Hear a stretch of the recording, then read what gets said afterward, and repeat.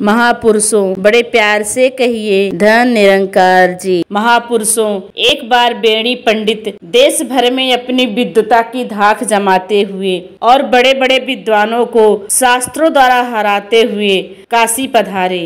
यहाँ के पंडितों ने सोचा कि इन्हें शास्त्रों द्वारा परास्त करना असंभव है। इस हार से बचने के लिए उन्होंने एक चाल चली। उन्होंने तय किया कि कबीर भक्त को बेड़ी पंडित से शास्त्रार्थ के लिए कहा जाए। इस प्रकार एक तीर से दो शिकार करने की योजना तैयार की गई। यदि कबीर हार जाते हैं तो उनका कबीर जी से पिंड छूट जाता है, क्योंकि कबीर जी ने उनकी पोल खोलने की सौगंध खा रखी थी। और यदि कबीर जी की जीत होती है तो यह जीत काशी की जीत मानी जाएगी। इस प्रकार पंडित मंडली की भी लाज बच जाएगी। कबीर जी ने उनकी याचना को सहर्ष स्वीकार कर लिया कि उनके हृदय में सत्य की ज्योति जगमगा रही थी। उनको विद्या से कैसा भय, अस्तु शास्त्रार्थ की घोषणा कर दी गई।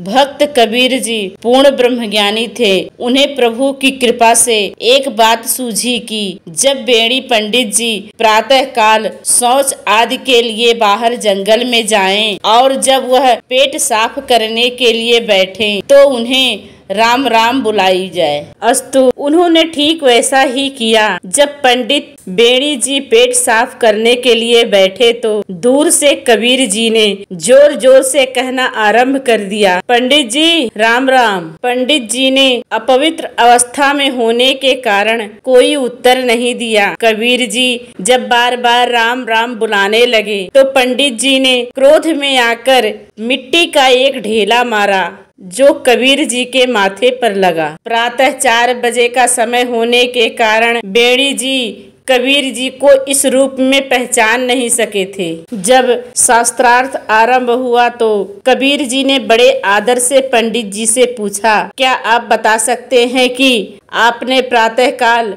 मेरी राम राम का उत्तर क्यों नहीं दिया? पंडित जी पहले तो कुछ सटपटाए, पर फिर उत्तर देते हुए कहने लगे कि क्या आप जानते नहीं कि उस समय मैं अपवित्र अवस्था में था। ठीक है, कबीर जी ने फरमाया, पर क्या मैं पूछ सकता हूँ कि फिर कौन सा साधन अपनाकर आप पवित्र हुए? पंडित जी ने दिल लगी करते हुए कहा, भगत जी क्या आप इतना भी नहीं जानते कि शौच आदि के पश्चात मिट्टी से हाथ मलकर अच्छी तरह पानी से धो लिए जाते हैं और कुल्ला आदि करके शुद्ध हो जाते हैं। कबीर जी ने हाथ जोड़कर निवेदन किया, पंडित जी मल भी तो मिट्टी का ही रूप है। अंततः यह मल भी मिट्टी में ही मिल जाता है और फिर जब हम मिट्टी से हाथ मांजते हैं तो करोड़ों करोड़ों जीवाणुओं का जाने अनजाने में हनन हो जाता है। और पानी, थोड़ा सोच कर देखो कि पानी में लाखों जीव रहते हैं। मछली आदि